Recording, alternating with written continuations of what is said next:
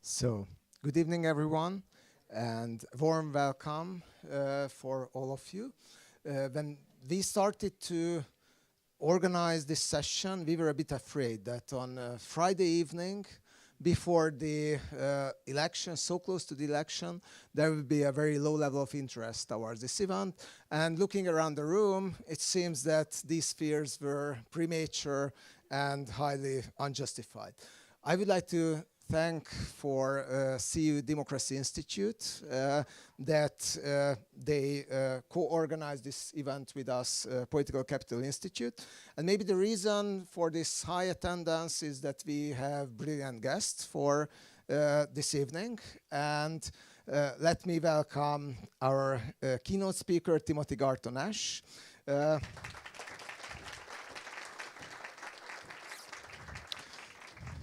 He needs no introduction, still I will briefly introduce him. He's a British historian, author and commentator, professor of European Studies at University of Oxford, who has written dozens of books.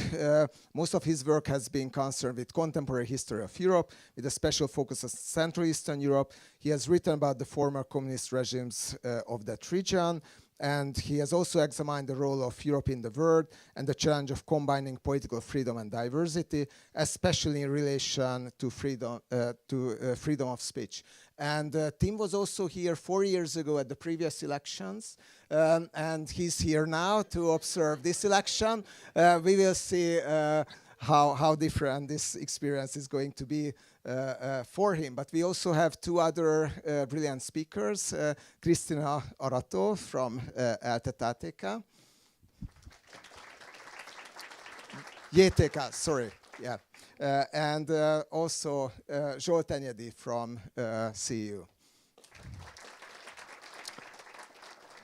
And we had quite a lot of discussions already, and I think everyone in the room have attended to multiple discussions that have dealt dominantly with two issues. First, that how the elections will have an impact on the life and politics in Hungary. Second, how other countries will have an impact on the results of Hungarian elections.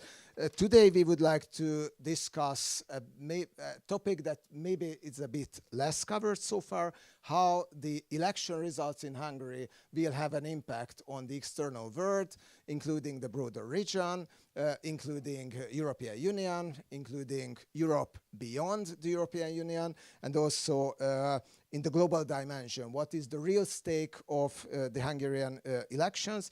And I think in Hungary we tend to think that Hungary is the center of the universe in many sense, and right now the huge media attention that is dedicated, political attention that is dedicated to the Hungarian elections, I think just seem to confirm this this impression. So Timothy, Krisztina and Zsolt will help us to fact check this statement that Hungary have become so important that the election results in Hungary will have a very strong and extensive influence in the world.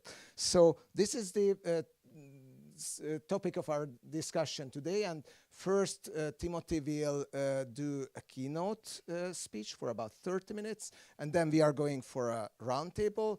Then you will have the chance to raise questions. And then you can find some wine and finger food outside the room. So this is the program for today. Thanks a lot again for all of you for coming and joining. And Timothy, the floor is yours. Thank you.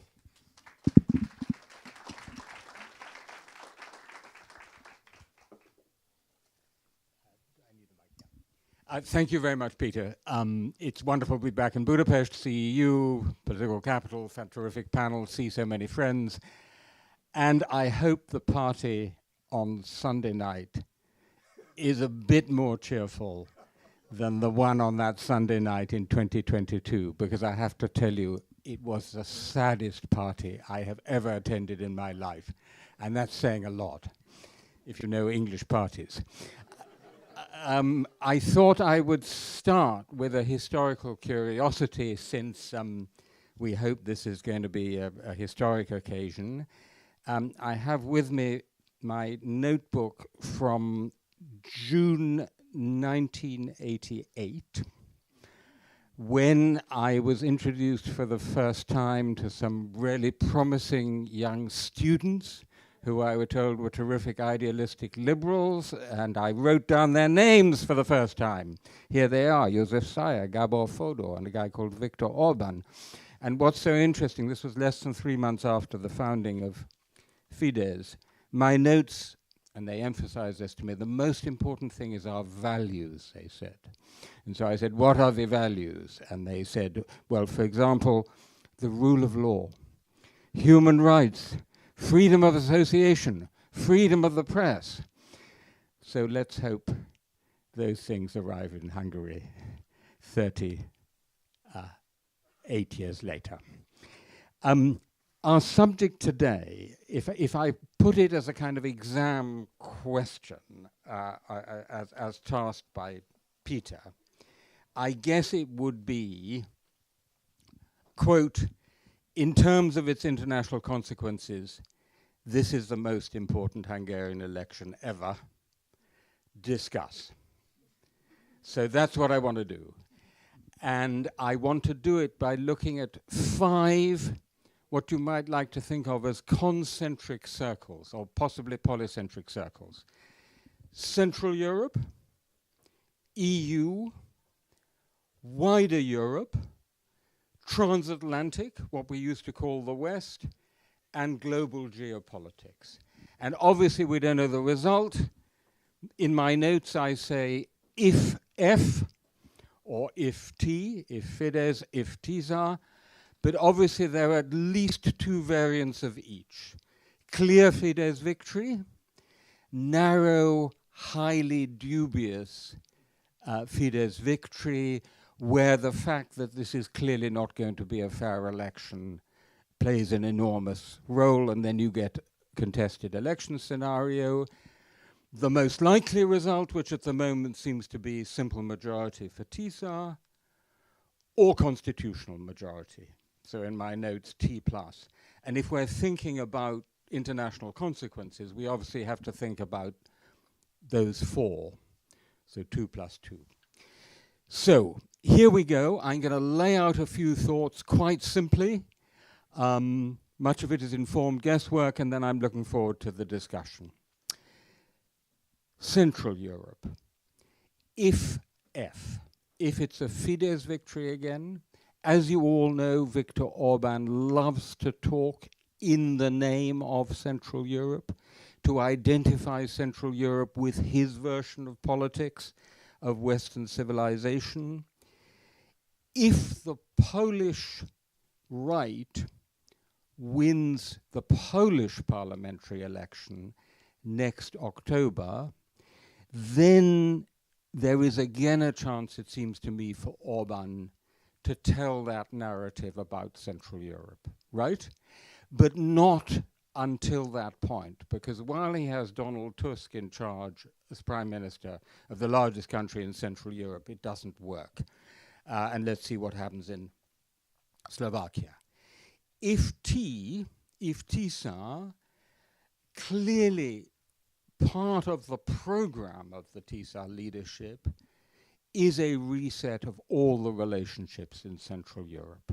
And so one can, I think, expect some sort of a cautious, limited relaunch of some kind of a Visegrad kind of world, but of course deeply qualified by the fact that you've got Robert Fico in Slovakia and Babiš, who is just Babiš, something sui generis, but certainly not a classic liberal pro-European. The more interesting question, it seems to me, is not about Central Europe as a network, as a neighborhood, but about Central Europe as, if I may put it this way, a political condition, right? So, if we have, and this is a word that I have been relearning, rendszerváltás. I remember that word in 1989, system change or regime change, which of course requires a constitutional majority, because otherwise you're bloody well not going to get it. Then there is a real chance that Central Europe becomes not just a regional but a global trendsetter in showing how you can recover from quite far-reached state capture and effectively move back from electoral authoritarian to some credible version of liberal democracy, right? That would be a remarkable achievement. It is, of course, precisely what we hoped for in Poland after the October 2023 election, and precisely what is not happening in Poland. In Poland, you have Comrade Trotsky's dual power. And you have the captured state, now in the form of President Nawrocki, effectively blocking what the Tusk government is trying to do.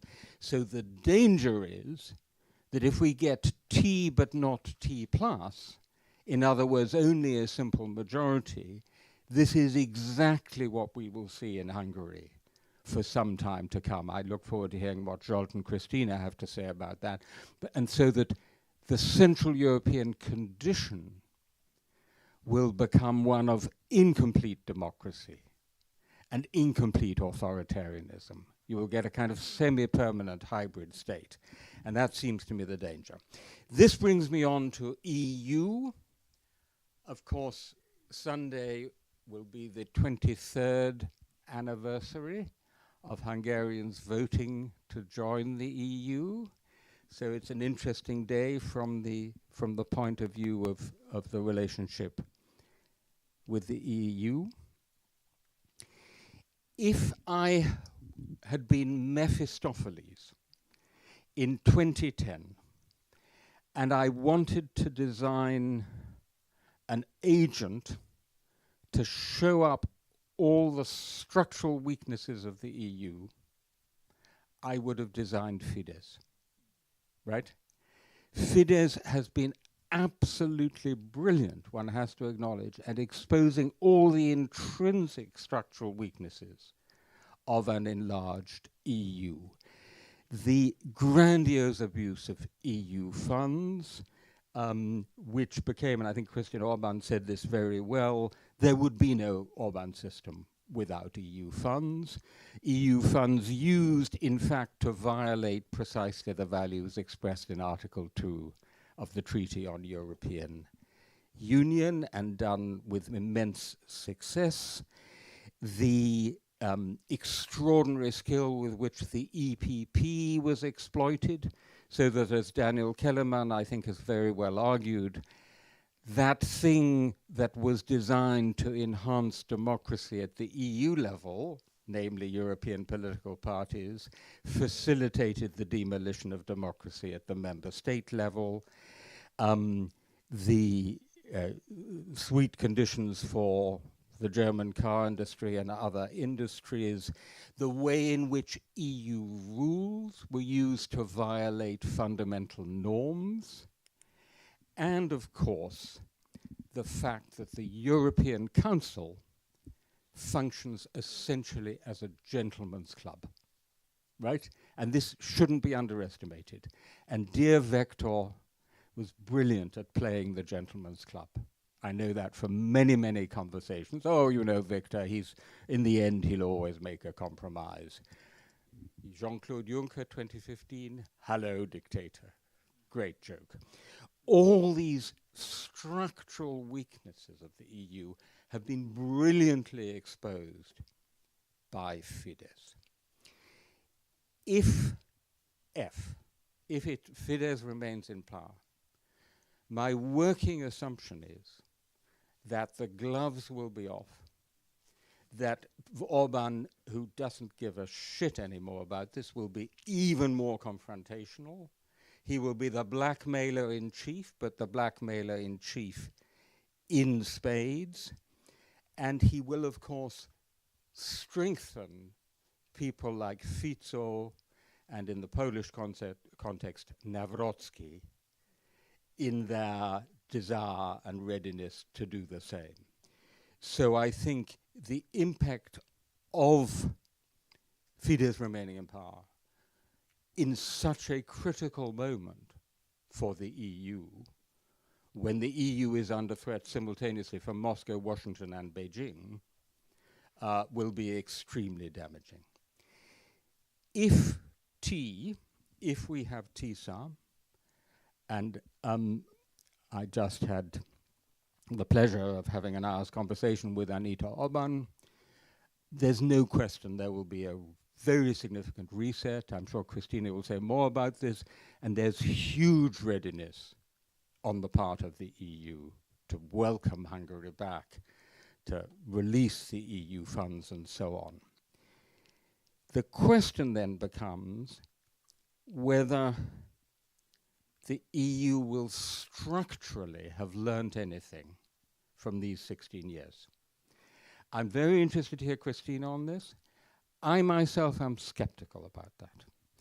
I think Brussels will have learned something on EU funds. So I think there will be more care and more willingness to withhold funds on grounds of corruption and rule of law. And I think the EU will be more willing to do coalitions of the willing, simply to go ahead without one or two member states. What I think is much less likely is, so to speak, the systemic constitutional answers, which would be giving teeth to Article 7, or actually having more qualified majority voting on issues like sanctions on Russia, for discussion. So I think the TISA outcome is very good news for the EU, but I'm skeptical about the notion that never again. And I think if the next French president is called Jordan Bardella, he'll have plenty of opportunities to play from the Orban playbook. So that's EU. Third concentric circle, or maybe it's polycentric circle, Ukraine. Next to Hungary itself, I think this result, if it is Fidesz, is arguably most dangerous for Ukraine. Because Ukraine is in an absolutely critical situation, having been effectively abandoned by the United States, and now having the very negative effects of the Third Gulf War impacting it. It really needs those 90 billion. It needs everything that the EU can do, both economically and militarily, to keep it in the fight. And if you still have a Viktor Orban who has just fought an election campaign, now not just saying, I'm going to keep you out of the war, but saying Ukraine is the enemy, and privately on the telephone, Mr. Szijjártó to Mr. Lavrov and Orban to Putin, how can I be of service? We can imagine how that's going to look. So that I think the stakes, if we're talking about international stakes, are very high, specifically for Ukraine. If TISA, I think it's very good news for Ukraine, because clearly a TISA government will lift the block on the 90 billion and go along with most of the measures. All that is required is that it does that in a permissive way, right? So nobody is asking or expecting that Hungary will be in the front line of support for Ukraine, but it's not needed. And as for EU membership, this is not the immediate issue. The immediate issue is keeping Ukraine in the fight for the next year or two. As we go down the road towards potential EU membership, there are going to be huge issues along the way, but Hungary is not going to be the only country having problems with those. There are lots of member states. Poland, agriculture. France, agriculture. I mean, yes, it's going to be an extraordinarily difficult process, but even a, so to speak, Ukraino-skeptical Hungary will be somewhere in the middle of the convoy. Okay, so I think good news. Quickly, TISA victory, good news for the Balkans. because that's, of course, the other area where Hungary, with its role in media and business and the special relationship with Vucic, plays a significant role. What I don't think, and I want to hear Zsolt on this because he may disagree, what I don't think is that on this election hangs in large measure the future of anti-liberal, nationalist, populist parties across Europe and the wider West. Nigel Farage's election prospects in Britain, pretty much irrelevant. AfD in Germany, marginal. Jordan Bardella in France doesn't play a big role, I would say. Probably his soft focus photo with the Princess Bourbon of the Two Sicilies is more important than the Hungarian election result for the election prospects of Jordan Bardella. So I think this is one of the points which is being overstated. The Guardian this morning said, bellwether for the global far right. I have my doubts. Now, I come to my fourth concentric circle, transatlantic, and the question of the impact on Trump and Trumpianism. So I don't need to tell this audience that the influence of the Orban example on the American right has been extraordinary. My good friend Ivan Krastev says that Viktor Orban is a Fidel Castro of the Trumpian right. It's been amazing, particularly on the sort of culture war wing, the J.D. Vance wing. But is this a big blow ultimately for Trump in the context of US politics? Come off it. No, let's not overstate the case. The results of the Third Gulf War, the behavior of ICE, the cost of living, these are the issues that will determine. This is going to be truly marginal. More marginal, by the way, than it was in 2024, when Orban was one of the few foreign leaders who Trump mentioned. Where I think it will have an impact is in two sort of narrower spaces. Number one, it is going to be a blow to the Vance, the J.D. Vance school of Trumpianism, right? So the culture wars Trumpianism, which is the Vance school. Vance it was who gives that speech at the Munich Security Conference. Vance comes to Budapest. That will, the version of culture wars which counterposes quote unquote Western civilization, understood as white Christian European national traditional family, against the EU. That will take a hit. Maybe not a big hit, but it'll take a hit if it's a TISA victory, and score if it's Fidesz.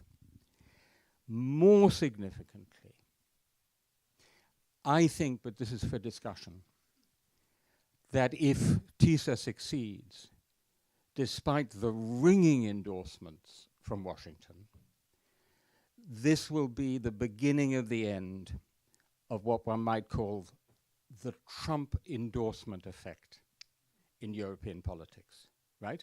So 2024, 2025, don't underestimate the Trump endorsement effect.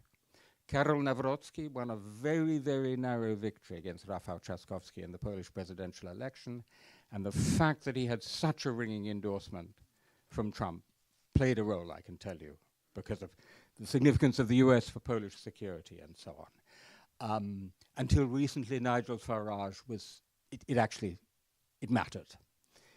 But I think because Trump is so visibly screwing up on so many fronts, right, as so many voters can see, and because the endorsements, if the endorsement in this case simply is not effective, right, I think you're going to see the beginning of the end of a Trump endorsement effect. And I think potentially populists in future elections are going to be more cautious about associating themselves with Trump. But again, Zsolt will have things to say on this. I come finally to my fifth and largest concentric circle, which is the global geopolitical. Now here,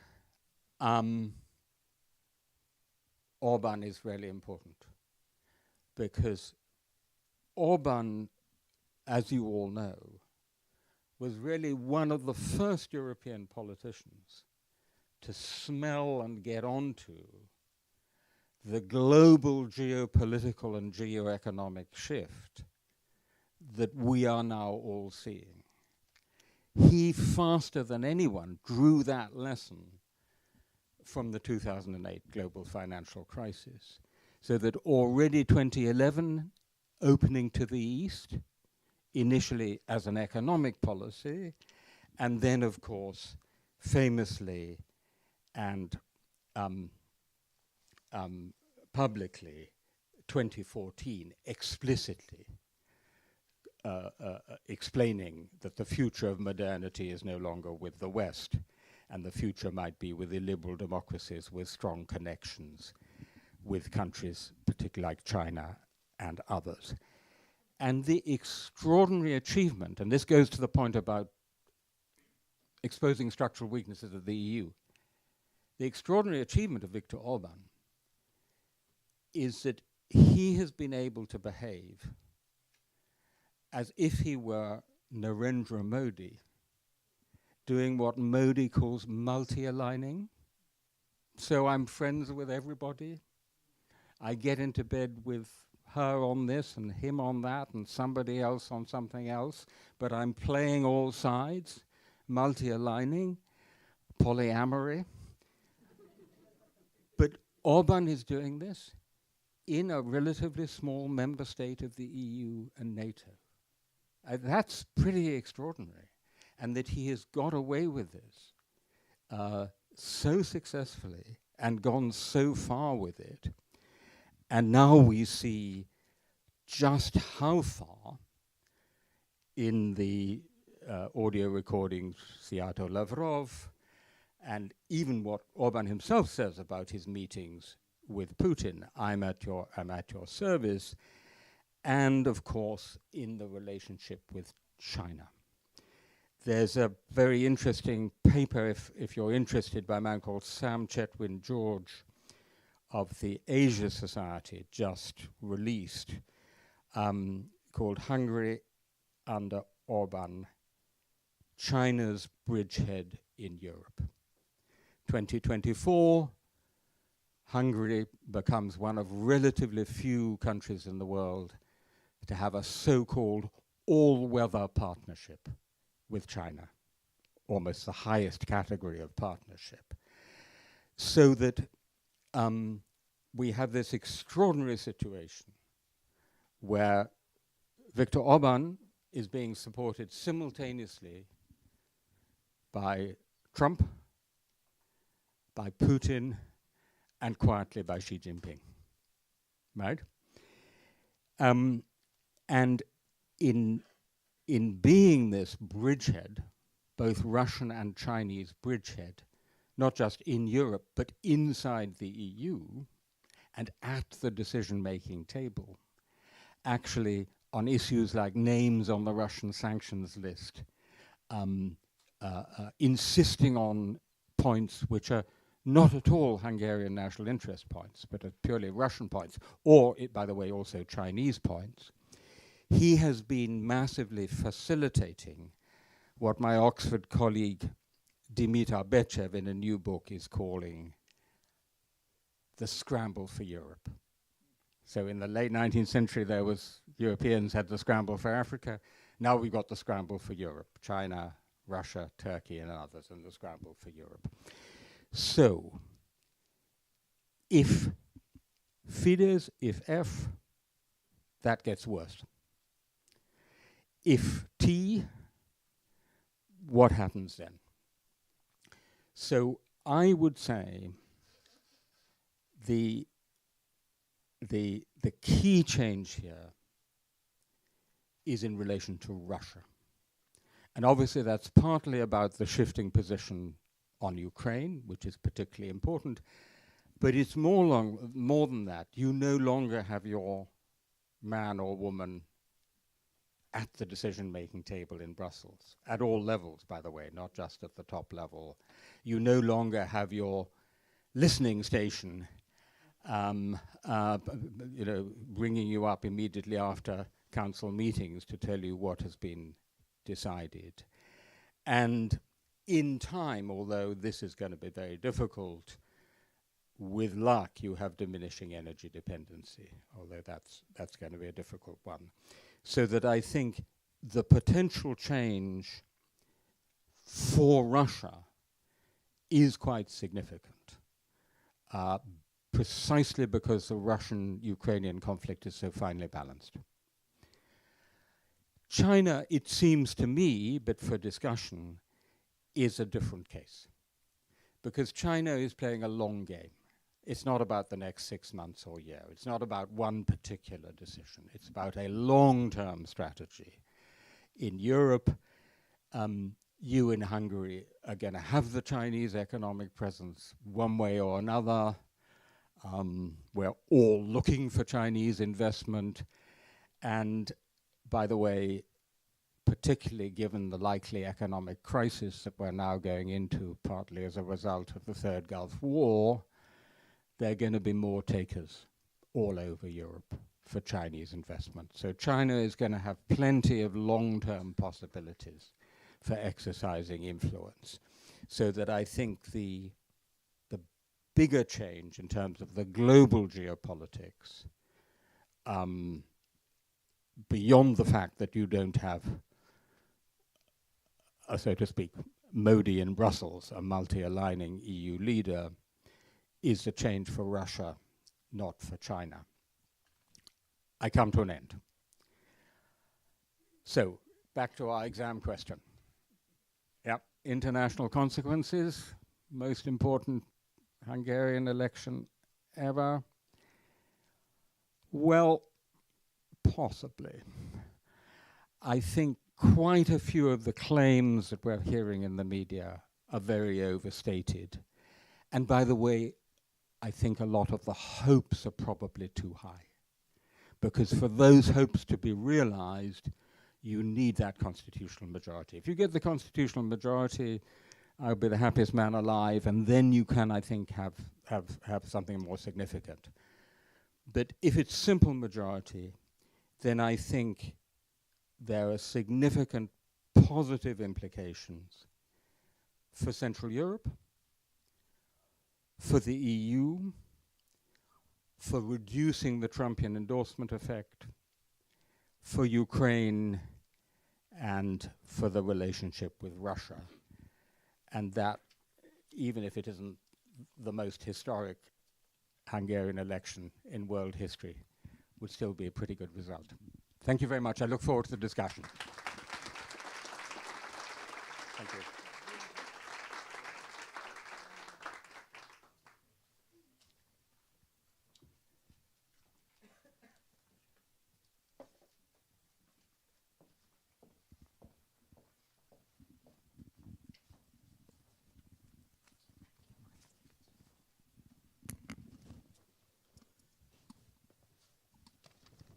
So, thank you very much, Timothy, for this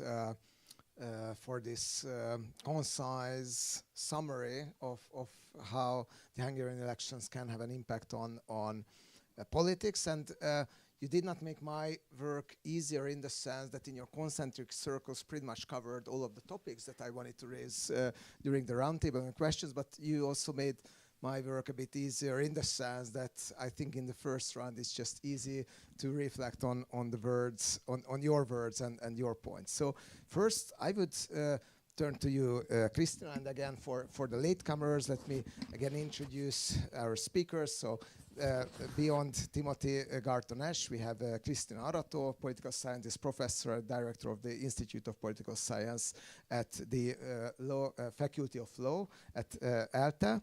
And also we have Zsolt Enyedi, professor and senior researcher at the CEU Democracy Institute and Central European University. So the first question to you, Krisztina. Timothy mentioned that in the European Union, if Orban wins again, then he can be even more combatant. Maybe, the European Union takes its gloves, but maybe they have not learned enough lessons in the last few years. While if Péter Magyar wins, then there can be a new era in the Hungarian-EU relationship. So what do you think about that? Okay. So let's start with Orban winning again.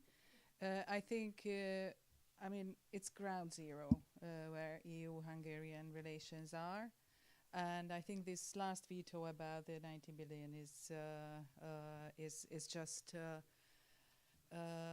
inexplicable and is very much against Article 4 which is about sincere cooperation. And so I also think that there might be an answer from the 26, because now it's 1 and 26.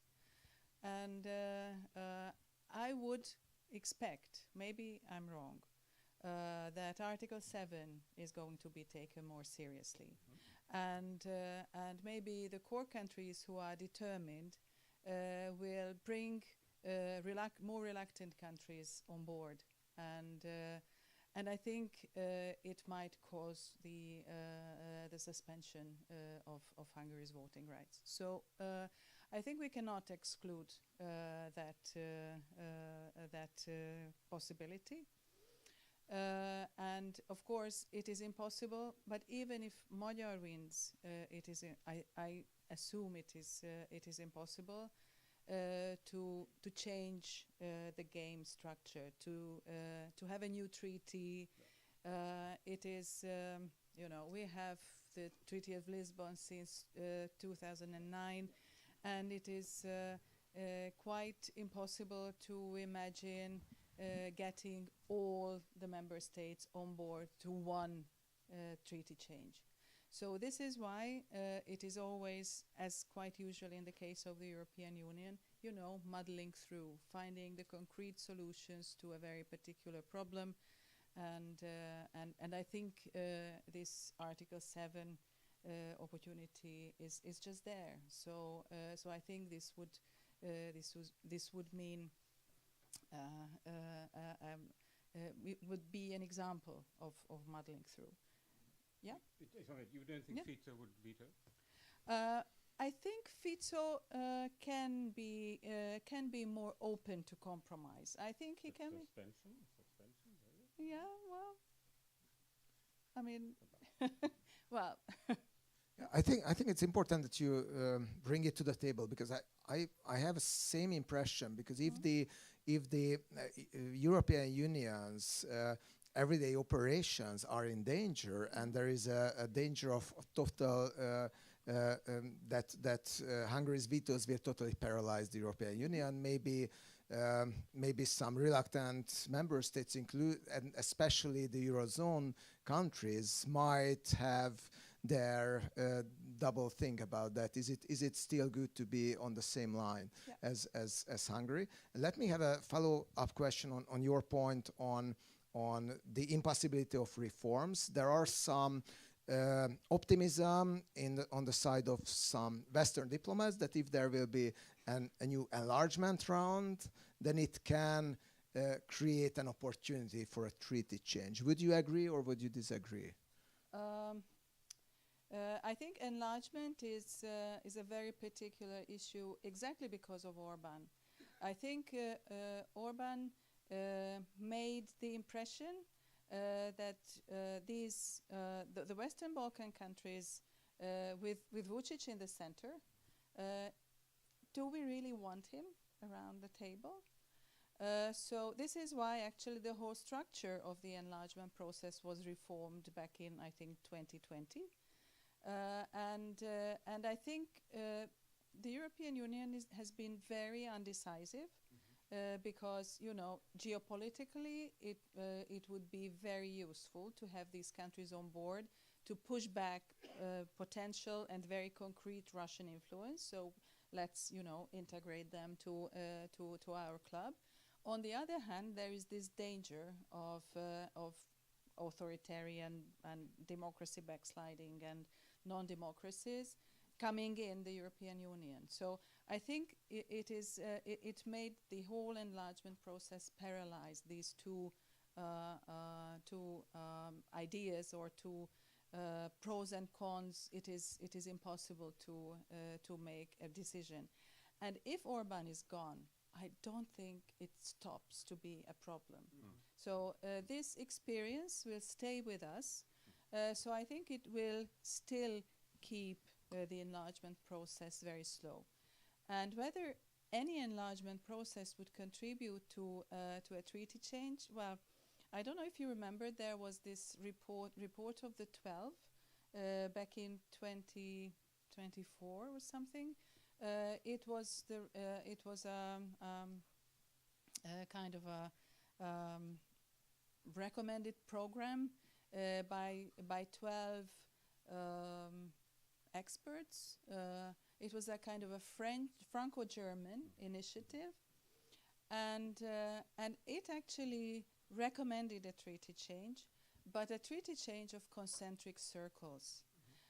So the idea is that, okay, we have a treaty change, but we might have a new treaty in the framework of a smaller club. And let's deepen European integration, but let's not include all the 27 member states. How big this club would be is unclear. But so there's going to be concentric circles, but not outside the European Union, but inside the European Union. So differentiated integration is very much on the agenda, but of course it has not been pushed forward since the idea was published. So, but it is kind of there. Yeah, thank you. Concentric circles, have a central importance in our discussion this evening. Zsolt, Timothy's point was that when it comes to the global far right and also the European far right, maybe Hungary's role as, how to say, the glue or even some kind of leader of this international cooperation is a bit of exaggerated. According to some background information, Orban tends to think that if he fails, then the whole European far right and European far right cooperation is going to fail, and maybe the transatlantic cooperation between the patriotic forces is going to fail as well. So how much you think there's probably no one who did more research on that, what role Hungary plays in this international cooperation of so-called patriotic forces and also in the transatlantic alliance. So how much you think that Orban is really a central figure who, if he becomes an opposition figure and does not have the executive power anymore, can his influence remain, and or will he, if he is more pulled in the background, then European far right parties and American far right can have the same electoral results than without him? Well, I agree reluctantly with Timothy that the direct implications of the Hungarian election on the future of radical right-wing parties is overblown. Ultimately, what matters is whether the party has an offer that matches the demand in the local society, local context. In that regard, we will not see, I think, much direct impact. But I think, well, first we have to acknowledge that in the last decades, there has been a surge, a rise of radical, populist, authoritarian, illiberal parties. And the question is, was this only because of economic reasons, or there was something else behind it? Number one. Number two, is it just a kind of coincidence of many idiosyncratic stories, or there is something bigger behind it? And when we answer this question, then what we are speaking about is basically whether there is alternative to liberal democracy or not. And to some extent, Hungary was a proof of concept. Hungary showed that there exists a version of illiberal state that is palatable to Western European taste, that can function in the West, and thereby it worked as a reference point that is very important, because parties don't only need voters, they also need activists and intellectuals. And what they need is a vision, that something more than simply increasing our the number of seats with 2% can be achieved. So I think Hungary was important in this regard, and therefore the Hungarian election can have an impact on the narrative that surrounds political struggles. It can also have an impact on money. Orbán channeled money to Spain, France, Portugal, Slovenia, many countries. It can also have an impact on the shape of the cooperation. You mentioned the Patriots. Well, again, he is not the only figure there, but without him, I don't think we would have this particular composition of Patriots in Europe. And that takes me a little bit back to Central Europe. So people like Babiš, I think, watched this election with great interest, because the fact that Babiš ended up in Patriots has something to do with this gravitational pull that was created around Orbán and around this template that implied that, to some extent, maybe indeed the liberal era is over. There is room for even an opportunistic person like Babiš on the other side. This is feasible. So in this regard, I do expect some longer impact on how these parties do. Just the last point, it's really amazing how far the influence of Orbán has reached money-wise, idea-wise. If you look at debates, for example, among conservative British Catholics and Anglicans, and you look at their fora in Oxford, in other places, how they discuss theological and social models. And then you check who sponsored the conference. It's Orbán. And the same in US and many other places. So there is an infrastructure out there that exists today that hasn't existed back then. It exists partly because of Orbán, and I think Orbán can finance that infrastructure from opposition as well, because he put aside a huge amount of money. So I think some of this, the flow of money will still go. He cannot use the Hungarian state. That will be the big difference, because until now, people like Putin and others had a state. And for the proof of concept, that was also important, that in the entire state apparatus is there. That will not be there. But him, as someone who is deeply interested in molding this discourse and forms of cooperation, person with ideas and person with interest in how financial incentives can make a difference, I think he can be still an important actor. Yeah, thank you very much. And I would follow up on that and turn to you, Timothy. So, Zsolt have discussed the model role of Viktor Orbán on the among European forces and European far right and in the transatlantic dimension. And yes, he clearly become this influential and inspirational figure for many. Can Péter Magyar and Tisza, in case of a Tisza victory, become a similar hero for the pro-democratic forces in Europe? We rarely have such an attention on any elections in Central and Eastern Europe that Hungary receives now, but Péter Magyar probably can benefit from it and be a beneficiary of this huge attention. And if there is a governmental change, can it boost some kind of center-right or mainstream forces in Europe and beyond? So can he be an encouragement for Democrats? Great question. Before I come to that, just a quick comment on what Zsolt said, which I thought was very interesting. I mean, first of all, by the way, there's a Roger Scruton cafe in Budapest. We don't have one in London. So, you know.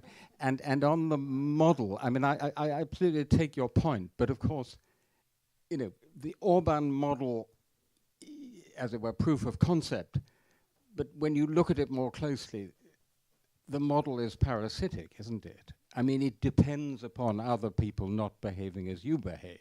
Otherwise, you wouldn't have the EU funds on which the system depends. It's rather like the Brexiters who used to say, oh, of course, we'll still have the single market and we'll still be able to trade freely with all these countries. And so it depends on other people not doing as you do. Where I think the alternative model clearly is developmental authoritarianism. It's China. I mean, if you're looking for a real big, credible model, and what's so interesting about Orban to me is not so much the model he defends, he develops here in this very skillful way within the EU, it's how early he gets onto the idea that you've got to hitch your chariot to China. On your point, look, at the moment, the Hungarian story, if I can put it that way. And I think there are probably more journalists here for this weekend than there were in June 1989. I mean, it is extraordinary. It is extraordinary how much attention there is being given to this. It's entirely about Orban. It's about the fall of Orban.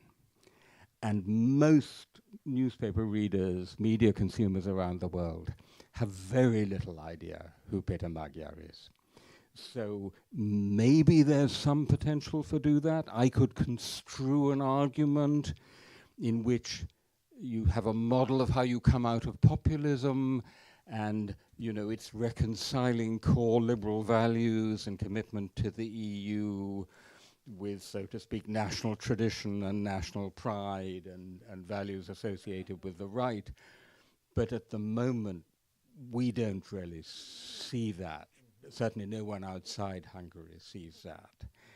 And so I think it's going to be, if there is a TISA government, and particularly if it has a constitutional majority, I think it's then going to be a challenge for it to develop that positive narrative, which has broader relevance, beyond just saying Hungary is back. Krista, Timothy have touched upon already on possible other troublemakers in Europe than Orban. And then there can be other politicians who paralyze EU decision-making. And he mentioned Jordan Bardella. So what do you think about that? Yeah, I mean, we are heading towards many elections in the next years in the European Union and in the biggest countries of the European Union, but also some smaller ones, radical right forces are leading the polls. So do you think that even if Orban is defeated, then this rise of the populist right forces can endanger the decision-making structure and the operability of the European Union, or you rather think that far-right leaders can adapt to the European Union, like, for example, Giorgia Meloni did? Yeah. I think it would be a problem for the European Union if Bardella was a successful candidate in the French elections, and it is. I just looked at the fresh French opinion polls concerning the European Union, how much trust they have. It is one of the lowest in Europe.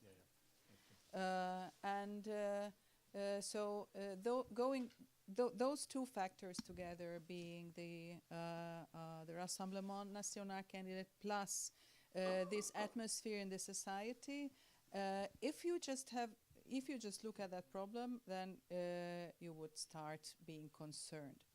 However, if you put that in context, I think the picture is somewhat more different.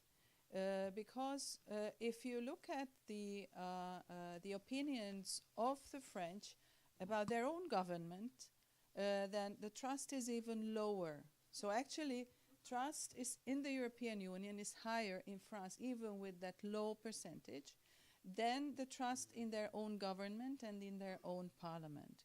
So there is an internal political crisis, first and foremost, and then comes the European Union. And then, okay, probably right-wing French government would make the dynamics in the decision-making in the council and the gentleman's club, as you said, very different. However, if you look at these parties and the parties of the patriots, then I'm going to start a project. I'm going to go for some EU funding about that, because I'm always wondering, so what do these parties actually recommend? So what their program is? Because if you look at the Patriots Manifesto, it says it is, you know, Europe of nations.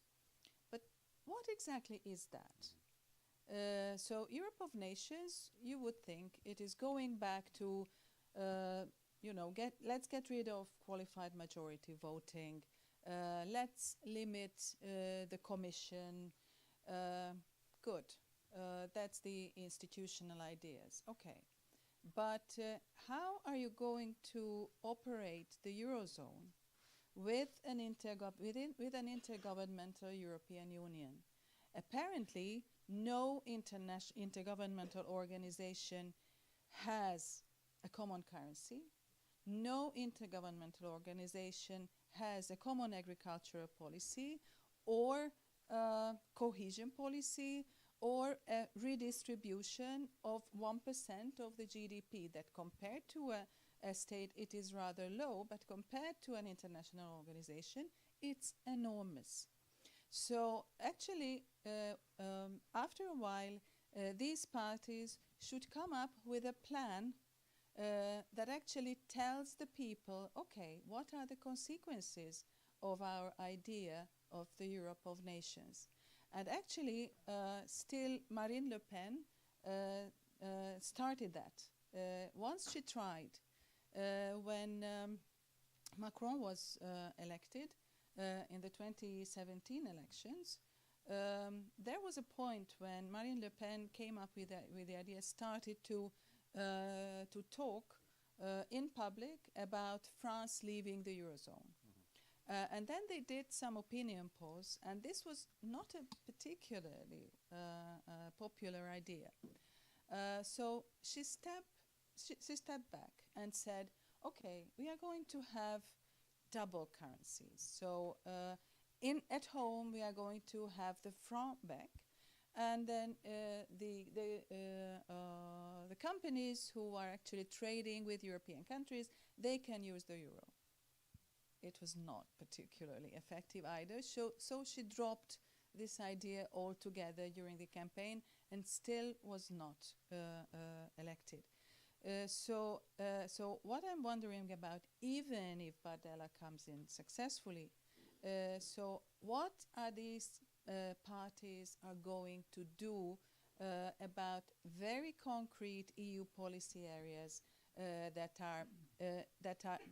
even now, with this double-faced, partly intergovernmental, partly supranational decision-making system that just provides us with the opportunity of muddling through and, you know, getting our ways through these crises. Even now, it is difficult.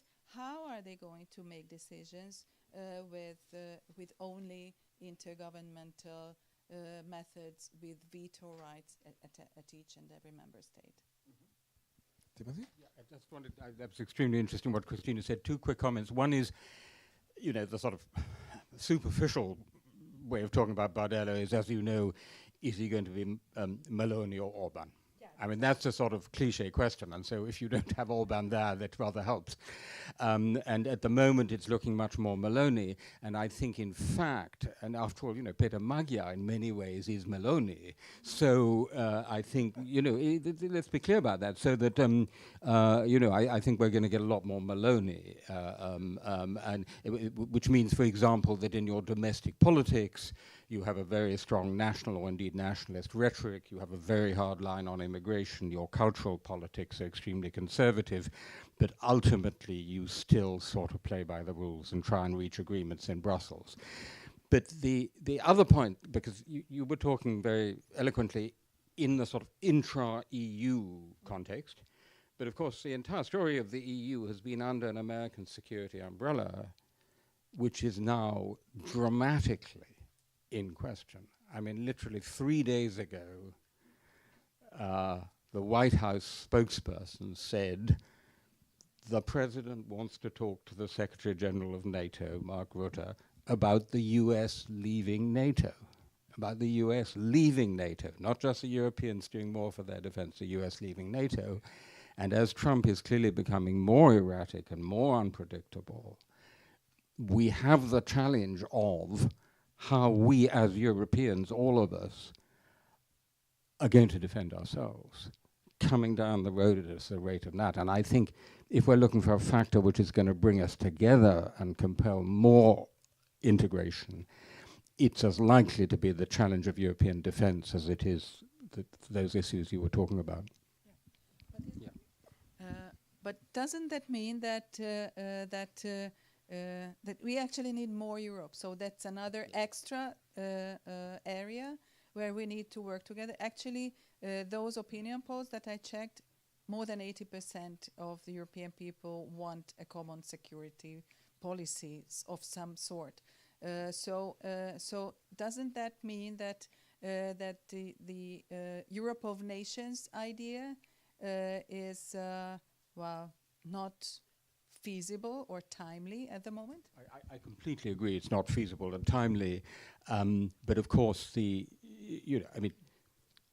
Europe for the last however many decades has had these two cores, hasn't it? It's had the defense core in NATO and the political and economic core in the EU. We now need a European security core. And it's not simply going to be the EU. It's absolutely clear. It's going to involve the Europeanization of NATO. It's going to involve the EU as a primary motor of the Europeanization of defense procurement and the defense industry. And it's going to involve elements of coalitions of the willing. So it's going to be a different structure. But absolutely, this is going to be an area of more Europe, and which makes a simple nationalist agenda, Europe of the nations, less plausible.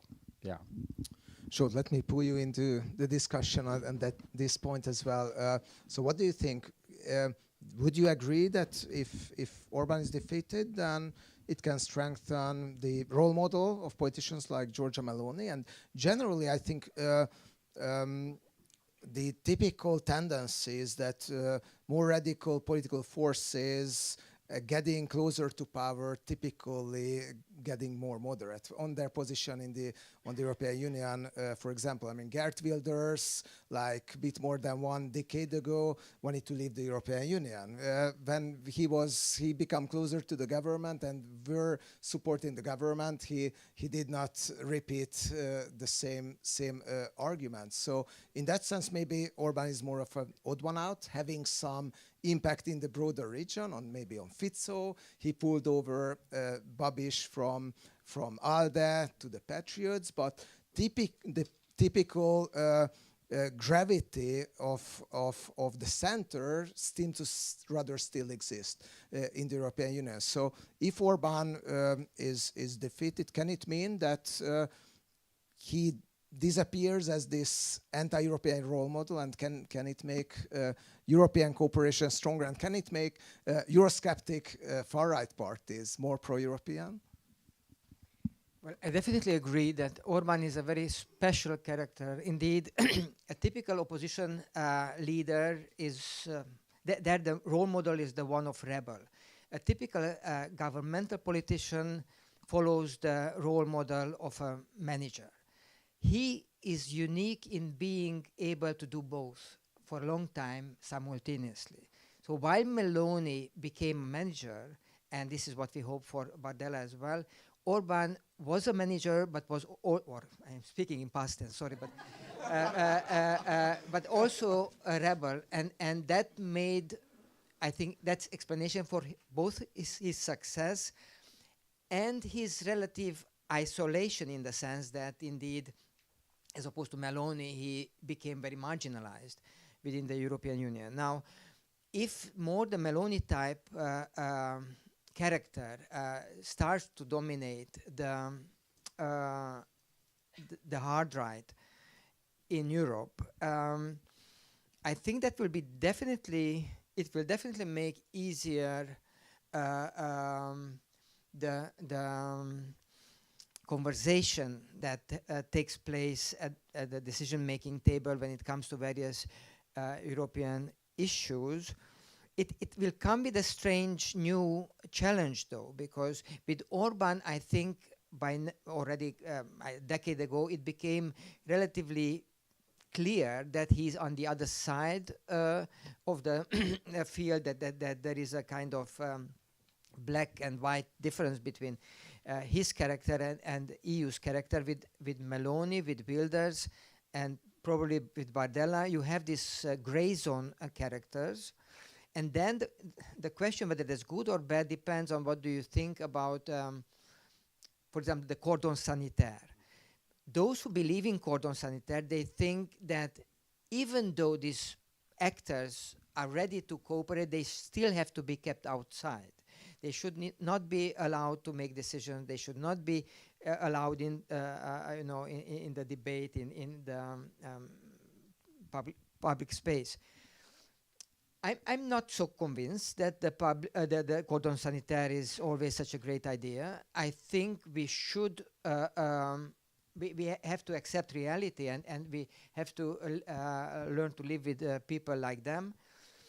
But then that can have implications that we don't foresee now. So clearly there, the normative commitment to European Union is not there. These people will not care whether there is any member state that violates, let's say, human rights or rule of law, if that doesn't affect them directly or their economic interest. So that will be a very different European Union, where you will have this maybe pragmatic people who simply don't share our normative commitments, and that can lead to the disintegration of the European Union in a different way than if you let people like Orban reign.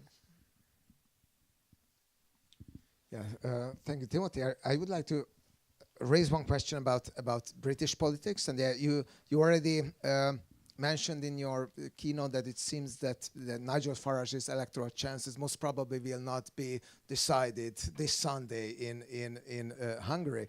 But I would be curious about how do you see? I mean, what are the repercussions, if there are any, in the UK of the elections in Hungary, or how the Hungarian elections are seen from the UK? Orban has been for a while a kind of hero for the Eurosceptics in the UK, and what we can tell is that in the British press there is also a rather great interest towards what's happening in Hungary these days. But do you think that the results of the elections can have any impact on the public discourse in the UK, for example, when it comes to can other countries follow the UK role of Brexit, or can Euroscepticism spread in other European countries as well? I'm afraid the short answer is no. I don't think. I think it'll have very little impact. But if we have the most positive outcome, and you have a, so to speak, return to Europe by Hungary, and it turns out that in some plausible sense the Orban experiment failed, because Hungary is coming back, that will help and catalyze the discussion that is starting in Britain for the first time, which is a serious discussion about rejoining the European Union. Now, the main driver of that is not Viktor Orban, it's Donald Trump, because Britain put all its money on the American card, and look what happened to that. So now we're having this discussion. So I think if the longer-term result of this election is that we have a more credible, more dynamic European Union, then that will have a significant effect, longer-term indirect effect on Britain. Especially if Donald Trump endorses strongly Nigel Farage? Yeah, well, they already have. They've done that. They've done the thumbs up. Yeah, yeah. And can you imagine that Nigel Farage is going to be the next Prime Minister of the United Kingdom? Well, I can imagine all sorts of awful things, I can tell you. But if the question is, do I think it's probable, my answer is a cautious no. The Conservative Party, the British Conservative Party, is, subject to question by Zsolt, I think probably the most successful political party in modern times. I mean, it has an extraordinary record of political success. It's still very unpopular after 14 years in power. It's led by Kemi Badenoch, who is a Nigerian British woman with dreadlocks. That's not a great appeal to your 75-year-old retired colonel blimp in Surrey. And people are just very unhappy with the way things have gone. So my hunch is that, given that we have probably 3 years at least till the next general election, that actually the Tories will come back. And what we will get is our own version of European politics, because we now have a 5-party system, 6-party system in Scotland and Wales, right? And therefore you're probably going to need a coalition, and it's either going to be Labour with Lib Dems and or Greens, or Conservatives with Reform UK, either as the junior partner in the coalition, or maybe tolerating a minority government or of that kind. And this, by the way, just very quickly goes to the cordon sanitaire part. I couldn't agree more with Zsolt. I think it's very foolish just to have a total dogmatic attachment to the cordon sanitaire in all circumstances, whatever happens. If there's a party which is playing basically by the rules, saying things we dislike and getting 35 or 40% of the vote, it is wrong on grounds of democratic principle that they should simply be excluded forevermore from power. It's also foolish in practice, because then the Liberals will take all the blame for all the mistakes, which is what's happening to Macron, number one. And number two, you're not going to get what you had in the Netherlands, where Wilders, to a significant degree, lost out precisely because he was let into government. So I very much agree on that. Thank you. Krista, coming back a bit to Hungary, what do you think, how much Péter Magyarán Tisza is elected can count with the goodwill of the European Union? There are 2 lines of thought here mainly. One is that Viktor Orban have been so obstructionist within the European Union that European Council and the Commission will do its best to support a new Hungarian government in any means possible, including a lot of financial transfers and political support and so on. The other line of thought says that what happened to Poland, for example, that a lot of money were transferred and the goodwill was there towards the law and justice government, but finally, due to the lack of reforms because of the vetoes of the president, finally the Polish institutional reforms were not implemented, and it was money not very well spent. So, do you think that Hungary, that the Tisza government can count with this goodwill, or will it be a very rocky road for the next government? Well, I think so. I think that if Péter Magyar is getting elected, I think it will be a huge relief for most of the European leaders. And this brings with it this open opportunities for cooperation, meaning, of course, negotiations about the reopening of EU funds, of Erasmus, and but of course there need to be concrete steps from the side of the government. Now Magyar is saying that the first step that he is going to take is to join the European Public Prosecutor's Office, which is very much, you know, approaching the core or going close to the core of the European Union. And of course, the rest we can't tell. So how we also have a president who has to sign all the laws that are passed in the parliament. The huge difference is that he is not directly elected, so he is not holding the direct legitimacy from the people, and I think it is a difference. So I would, of course, I can't see the future, but as you see the stories coming out in the last couple of weeks from very different actors or organizations like the police, like the military, I think there is this great drive or like internal tension within these organizations to do things right, and I think it will maybe take us to a different path than these Polish obstacles. So take us to a different path means that you think that the institutions, even without a constitutional majority, that we tend to assume will remain loyal to Fidesz, finally will not remain loyal to Fidesz. I think they will. Let's say there's this nice kind of EU word. They will shift their loyalties. I think. I think. And we have some nice traditions Yes. on that in Hungary. Yes, exactly. Okay. Zsolt, can I ask you on this point as well? So how much you think that we can make a parallel with Poland? I mean, let's assume that Fidesz that TISA has an absolute majority, but no super majority, no constitutional majority.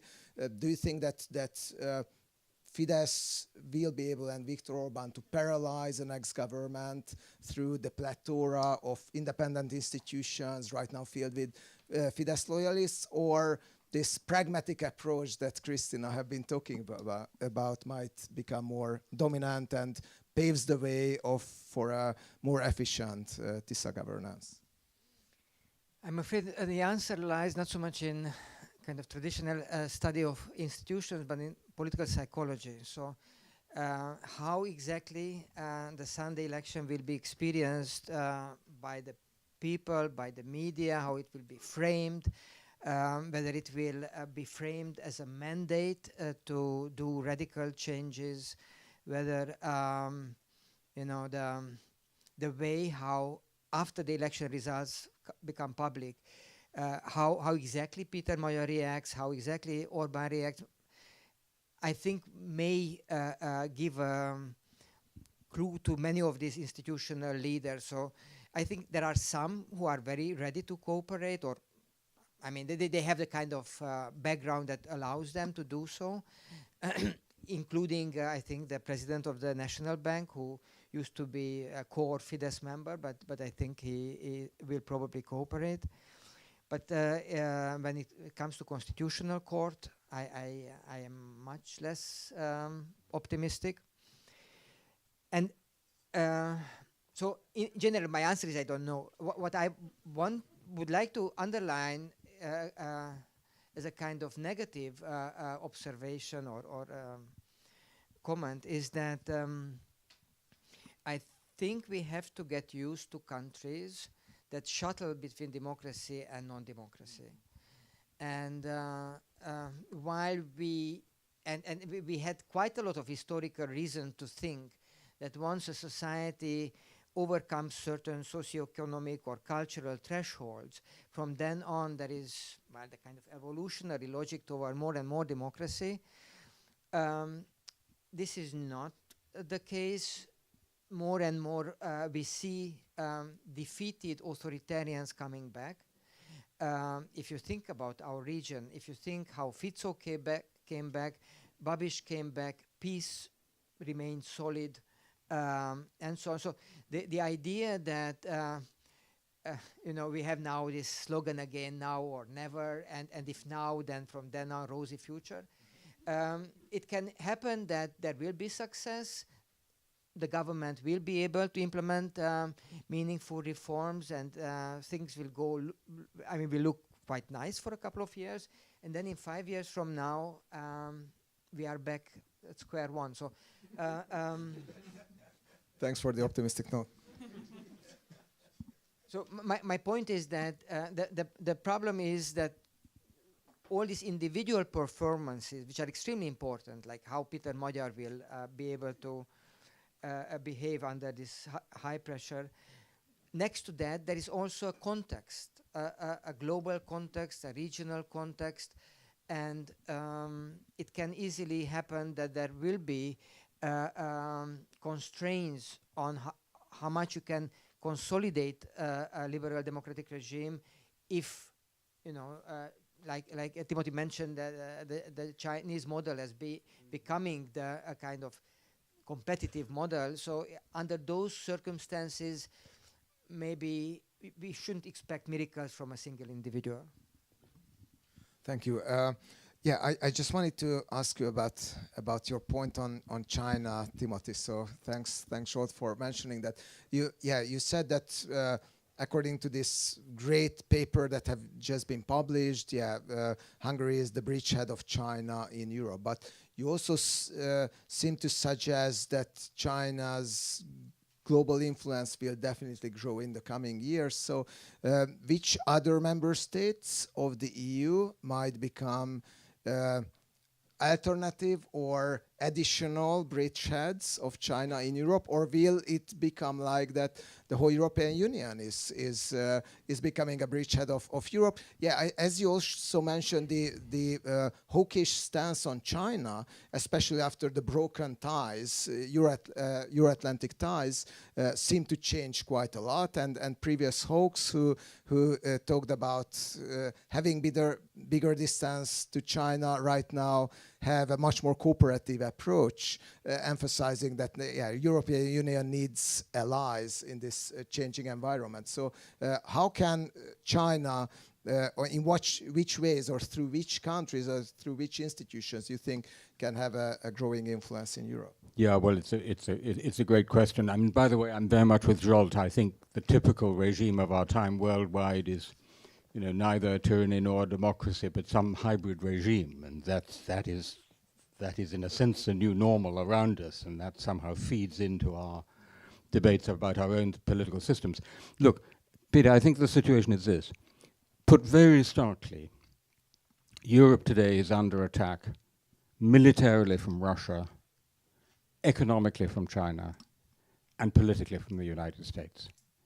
And that's an extraordinary triple challenge that we've never had before.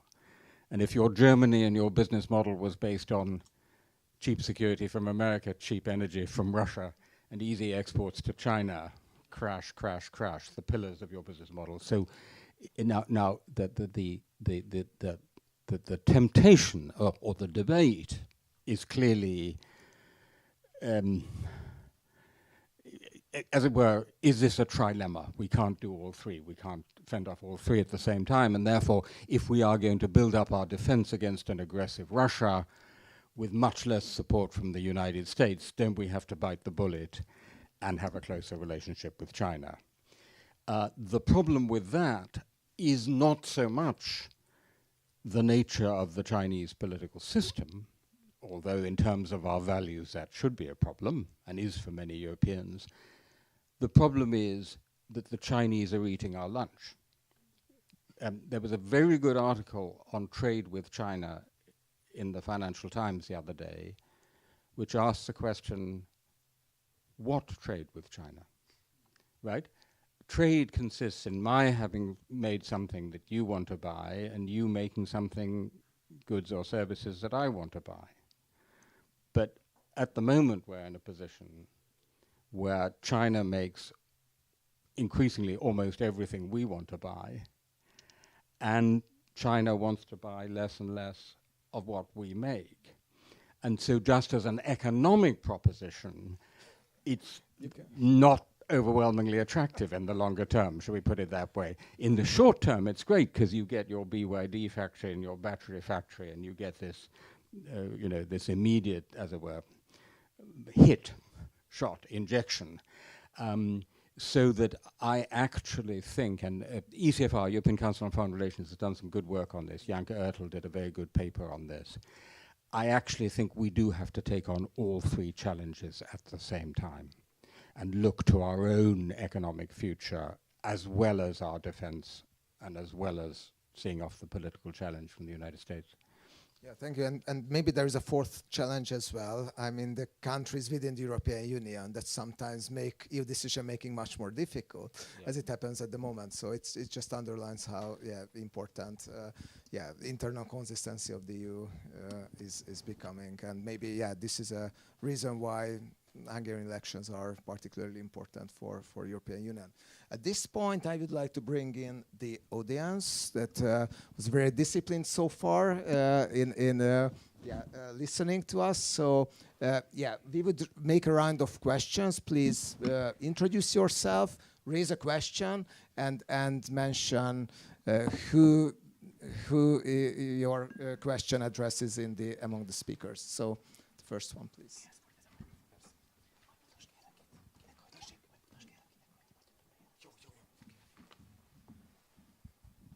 Hello, thank you for this talk. My name is Francis Farrell. I'm a reporter from the Kiev Independent. I came from Kiev by train yesterday. I usually report on the front line, but I'm also half Hungarian, so it's very good to be here. We didn't talk too much about Ukraine, actually, and I'm just so curious what you think, whoever wants to answer the question, about how a country moves on from the demonizing of Ukraine, fighting, right next to Hungary for its very existence, from one side of politics, who's very clearly working with the aggressor, and from the other side of being very careful not to touch the issue almost at all. How does a country's sentiments move on beyond that, and what does that mean for a policy of government which is less corrupt and authoritarian in the future, we all hope, but still populist in a way. And on top of that, when we talk about the model for far-right countries in Europe, we've made a lot of comparisons, how they feel about democracy, how they feel about Europe, but what does that mean for how far-right countries, far-right parties in different European countries, how they look at Ukraine, having seen what's gone on in Hungary? Because from Ukraine we're getting very scared every time there's an election in Europe. We think every single new far-right winner will be another Orbán or Fico. What do you think? Thank you. Yeah, thanks a lot. I would stop here for a while, and thanks a lot for raising this question. Who would like to address?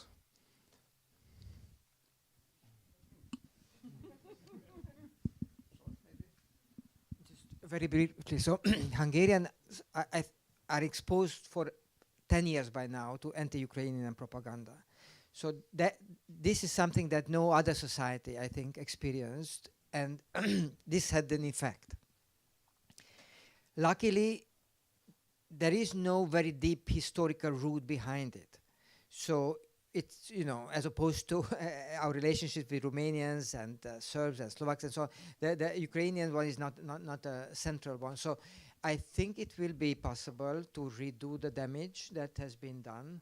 And in that regard, it matters quite a lot, actually, how Ukrainians will appear in the media in the coming months and years. Because until now, they were really demonized, and very special portrait of them was presented to us. So I think now there is room for Ukrainians to present themselves, and in that regard, it depends not only on us, but also on them.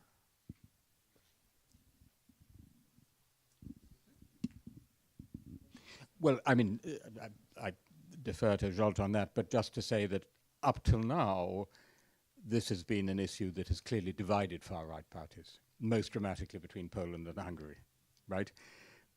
Unfortunately, even in Poland, this is beginning to change.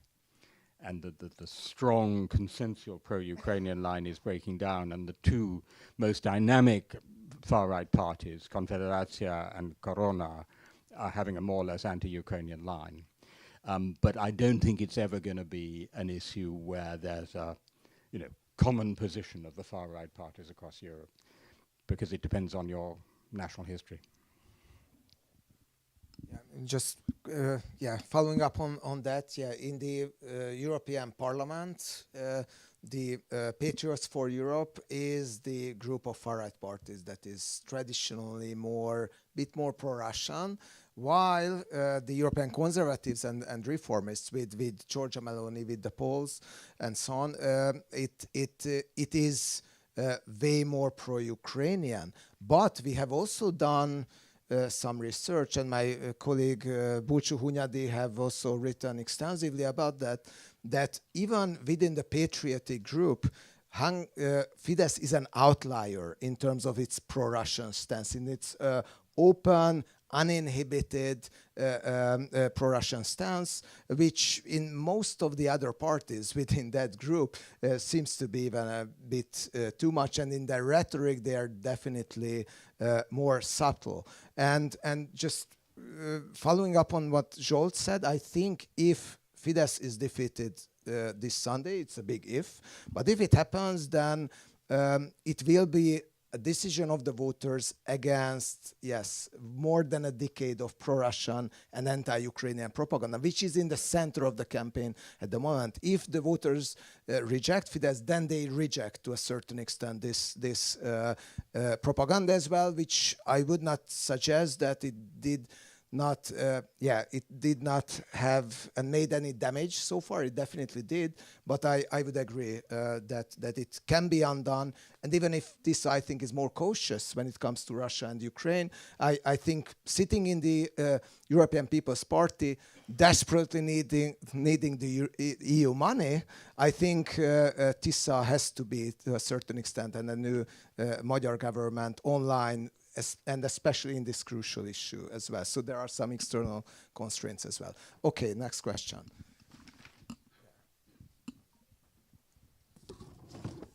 Mateusz Mazzini, Gazeta Wyborcza, Warsaw. And I do confirm the cliche, every other European reporter is in Budapest for the weekend, as you can see with the questions. You guys talked extensively about the impact of Viktor Orban staying or not staying in power for other countries. But I want for a moment to flip that equation and ask about the impact of other countries on Orban should he stay in power, namely the United States. So let's assume for a second that Orban remains prime minister after the Sunday election. Whether he wins or not, one doesn't necessarily have to mean the other. But at the same time, things are going disastrously bad for the Republican Party in domestic politics in the US. As of this morning, prediction markets, which may or may not be reliable, but it's an indicator of something, have it that the Democratic Party might win both houses of Congress. And Trump is becoming detrimental to Europe, left, right, and center, and you see it pretty much everywhere that, you, Tim, talked about that yourself. Trumpian supporters in Europe are sort of trying to distance themselves, some more, some less, but it's a very toxic label. Would you then imagine a situation in which Orban remains in charge in Hungary, but the Orban coalition, the Patriots or the allies, falls apart because Orban is too attached to Trump and everyone else cannot afford to be attached to a president of the United States that threatens to pull out of NATO, who is anti-European, who threatens the economic security, the military security, and pretty much every other dimension of European politics? Thank you. Let me, yeah, let us collect a few more questions. Gentleman there. I'm Christopher Walsh from Corvinus University, where I teach. I would like to ask you, in case the election victory is very narrow in favor of TISA, and this is contested by Fidesz and going on for a while, what kind of scenarios could you imagine, kind of murky tricks of Fidesz that they clinch to power? Could the old parliament reconvene, elect Orban to president, furnish this to more power, or what kind of options are there for Fidesz not to accept a narrow election victory? Thank you. Thank you. And maybe a third one. Yes. For you, Violetta. Hello. My name is Violetta Vajda, and just not to have all journalists, I'm the voice of civil society. I'm currently with an international organization of Roma youth organizations called Pirana Menza.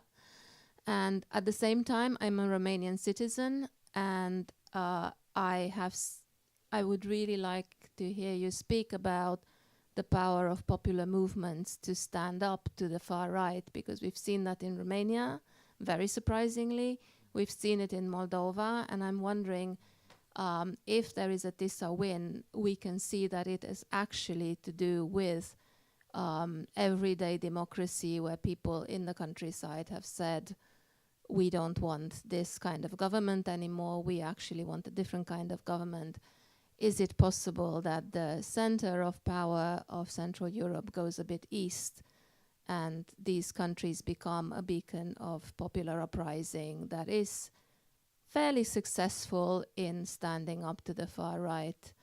I mean, in Romania, there was a really great discussion after the last elections that finally we've managed to do our revolution that started in 1989. And is this a moment when those revolutions actually can be successful? Thank you. Let's start with this question. Maybe Timothy, do you like to answer that? Okay, or the first. Leave, because both the other ones were in a way about Hungary specifically. Mateusz, so if I understood you correctly, your question was, if Trump becomes totally poisonous, does the Orban coalition fall apart? Yes, roughly speaking. Quite possibly, but I personally would think that Viktor Orban is cynical and agile enough to distance himself from Trump at that point and find another line. I mean, he's good at that. I think the more interesting question is, as Zsolt rightly said, all populisms have an economic and a cultural component, and it's a mixture of the economic and cultural.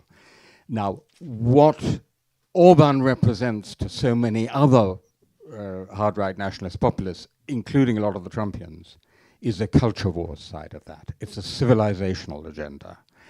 And the question at that point is whether, and that's what Vance is majoring on, and the question is whether that agenda remains in any way relevant, or actually, as seems to me quite plausible, finally goes to the back burner because the everyday bread and butter economic issues are just so pressing for all the reasons we know, that in the end it becomes much more, it's the economy stupid. And if it becomes it's the economy stupid, then a lot of these parties do lose one of their key cards. I would take the third question. Vera, is that Violetta?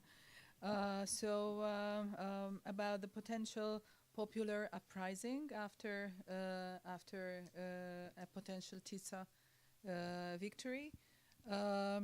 Whereas, of course, we cannot exclude that, and we saw examples in the countries you mentioned in your question. Hungary has, I think, different traditions, and what we were writing about extensively in the last 30 years in political science is how mostly atomized this country is, and how The system change that Timothy talked about was not followed by crowds being outside on the streets. So I have there is a film. Probably most Hungarians saw it. The title is Moszkva tér, and it is about a secondary school class who are finishing their studies. They are 18, and it is 1989. And there is this grandmother who is raising one of the kids, and the kid wants to go out somewhere, but the grandmother usually cooks, and she says that I have not prepared lunch. Please go and eat something somewhere. Here's some money, because she's watching the reburial of Imre Nagy on Hero Square. And I think this is a very powerful scene that a citizen who finds it obviously very important. She recognizes the importance of that situation, and it will have direct effect on her life, but she's watching that on television. So I think this is a very powerful sign or symbol of how much Hungarians are willing to go out on the streets and demonstrate and perform actually politics.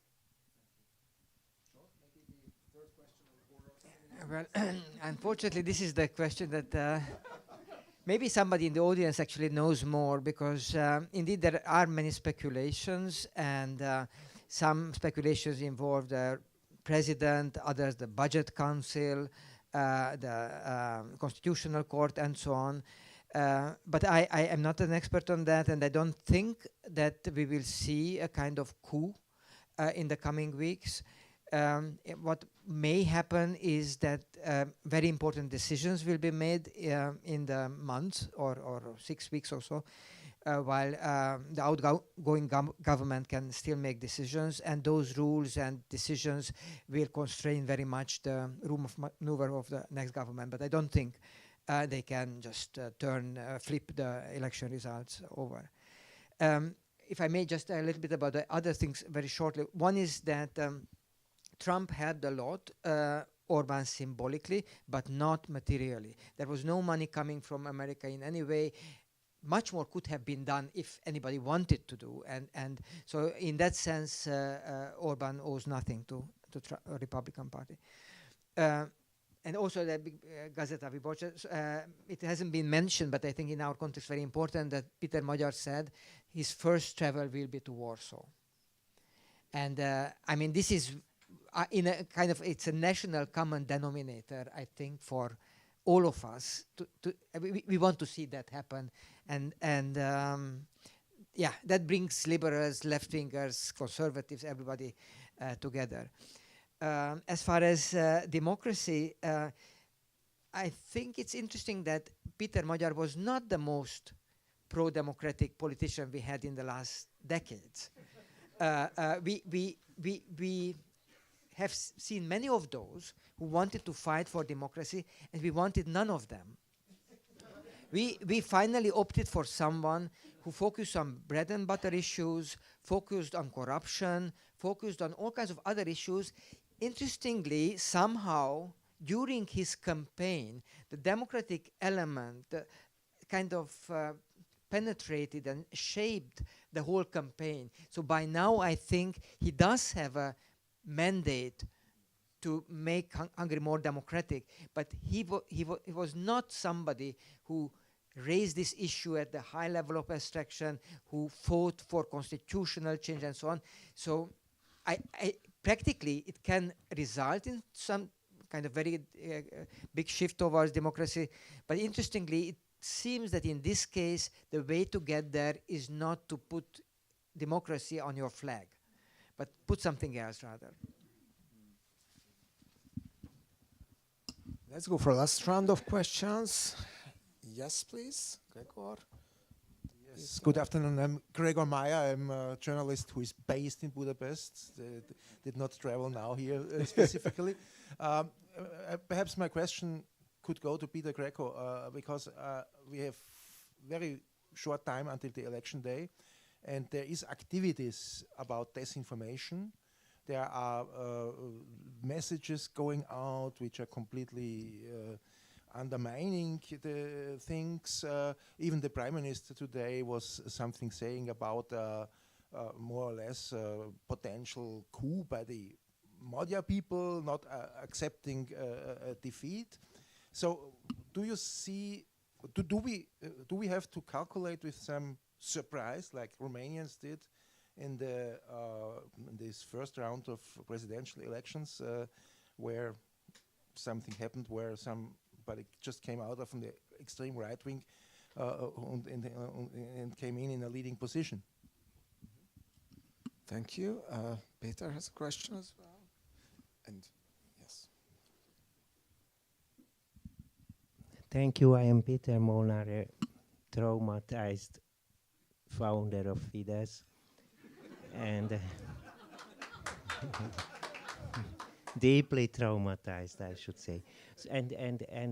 My question is that related to that, it seems to me that a powerful claim for representing Hungarian identity, Hungary, national tradition is part of the Sunday chance, if I put it that way. And I wonder what you think, Timothy, and also Zsolt and Péter and others, that how can we reconceptualize what conservatism mean and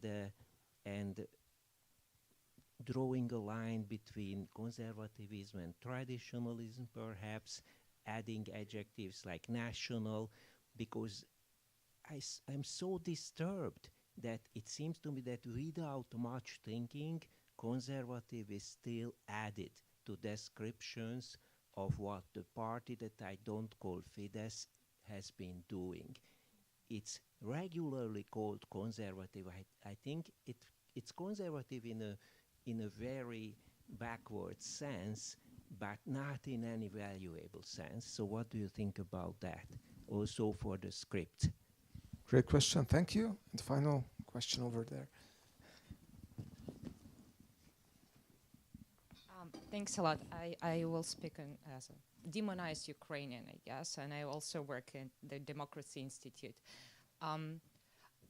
That's partly a personal note. So although I really wanted to see an autocrat being ousted as a result of democratic election, right? Not because of, I don't know, popular uprising or people being killed or anything of that kind. What bothers me is that it happens via the candidate who's framing a campaign basically as this autocrat light, right? That's nationalist, that's still being very conservative or whatever, what was already mentioned. And I realized at some point that I'm kind of Ukrainian left-wing activist, if I may, and I was staying on one of the Péter Mader's rally, and I was listening to a guy campaigning, nationalist campaign, and I thought, what a funny road for me to take, because that's my best bet that I'm staying on this rally, but what a twist, right? Question. Imagine he gets majority or supermajority on Sunday, and people around the globe have very little idea of who the guy is. And you have to write a cover story about what happened here. How do you tell this story so that it's inspiring, meaning a guy won through elections, campaigning, and he was successful to, get this victory in a highly repressive and very fine-tuned system. At the same time, how do you tell this conservative part of his campaign? If, for instance, I leave it at that. What would be your cover story for Péter Mader? Thanks. Thank you. Zsolt, would you like to come first on the question of conservatism and on Péter Mader's story? Well, Well, Péter Magyar is not an ideologue, and he comes from a background and brought many gestures with him that indeed remind us of Fidesz 10, 15 years ago. I can imagine that some of these gestures will be visible in his politics as well as a prime minister. And that also means that there could be some symbolic tensions between him and the People's Party, in spite of the fact that he needs EU support. So I'm a little bit concerned about these things, but I think he actually is at the moment, to me, a likely candidate of someone who could represent the nicer side of conservatism. And let me give an example. Why do I think so? Indeed, Fidesz was called conservative for various reasons that don't need to be discussed. But Fidesz was not typical conservative, for example, because of its extreme concern for centralization, which is not a conservative, tradition. Now, one of the things that Péter Magyar said is that the way he wants to distribute money is to, identify 10 towns, villages in a neighborhood, give them the money, and let them decide what they spend on. So this idea is so contrary to the Fidesz type conservatism that maybe, I don't know, again, whether out of pressure or out of internal convictions, but maybe we will see coming out of his policies something that we can call decent conservatism. Just very briefly, about the 2010 elections, Enyedi Zsolt and Kenneth Benoit wrote an article that I think was very frequently cited. I don't know how many citations you received to that article. And the title was Critical Elections. And maybe you are starting to write another one. But one of the factors for being called critical elections, as far as I remember, was the complete change of the party system that we had before, and the reason why I think you should start writing this article again or another one is where are left-wing parties from the Hungarian political system and why exactly they disappeared. And it is not a Hungarian phenomenon. So I think for personal reasons we can be sad and we can miss these parties. But I think first of all we need to understand the reasons. So I think there's a lot of work to do for political scientists in this respect. A great academic conclusion that more articles need to be written. Listen, I don't think Fidesz is conservative at all. I mean, conservatism is a great tradition. But here's the thing: the great novelty in certainly the West European party landscape after 1945 was Christian democracy. This was something new, a distinctive kind of centre-right party. And this is what we are seeing disappearing, even within the EPP. I mean, I actually don't think you'll have all that many problems in the EPP, because even these Christian Democrat, or former Christian Democrat parties are moving so far to the right, very hard line on immigration, for example. So he'll actually fit quite well there, so that the question really becomes, what is a centre-right party now? And I don't think anyone, to be quite frank with you, is looking to Péter Magyar as some sort of ideological model of a new conservative. Sorry, maybe in 10 years' time. Just to Peter's question, just to finish up on this, because Yeah, it's really interesting what we were just saying, which is what is going to be the story about the new Hungary, if it is a new Hungary after this election. Now, part of it is going to be about Péter Magyar's politics and what TISA does and so on. I think that's going to be the lesser part of it, but another part of it is going to be, so what's the story about Hungary now? What's the kind of meta-narrative about Hungary? Because, you know, there's always a meta-narrative that unites all the different newspaper stories and media stories and longer essays that are written about a country. And Hungary is very interesting in this respect because it was overwhelmingly negative in mid-20th century. Then 56 completely flips the perception of Hungary, and you get a very positive narrative about Hungary, which goes all the way through 56, actually for the most part through Kadarism. To be honest, the merriest barrack in the block, etc., reform, reform, reform. 89, avant-garde, very positive. Orban, fantastic in the 1990s, all the way through to 2010. And then you get it turning again into this very negative narrative, with Hungary as a leader of anti-liberal nationalist populism and so on. And so, you know, is it going to be a question of turn again the narrative about Hungary, and what is this new narrative going to be? Now, I think in order to turn that narrative about Hungary, it really does have to be system change. It has to be a really clearly visible major change of system, because otherwise it will become just another messy European country, along with all the rest of us. Thank you. And a short response to Gregor's question. I might be too optimistic about that, but I rather see this kind of narrative emerging that Brussels and Ukraine interferes into the election and threatening the integrity of the elections from outside, that is spread by the Hungarian pro-governmental media, by the politicians, and were just the same sentences were repeated by G.D. Vance a few days ago here in Budapest. So I rather see it as a kind of narrative aims at providing a comfortable explanation in case of an electoral loss, instead of a narrative aimed at justifying annulment of the results, I mean, as in the Romanian scenario.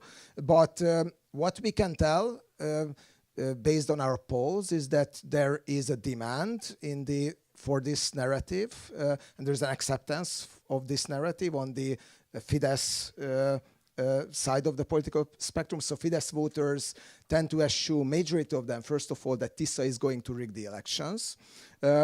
And second, the narrative that is not so popular in the overall public, that Ukraine and Brussels interfere into the elections, it definitely has a majority support in the Fidesz camp. So if Orban wants to play only to his camp and just fuel them with a narrative like 2020 United States, hopefully with less violent outcomes, then it can be, I think, a comfortable narrative. Of course, it can be used for more, but I'm typically not into brainstorming on horror scenarios. And a final point on Péter's important question.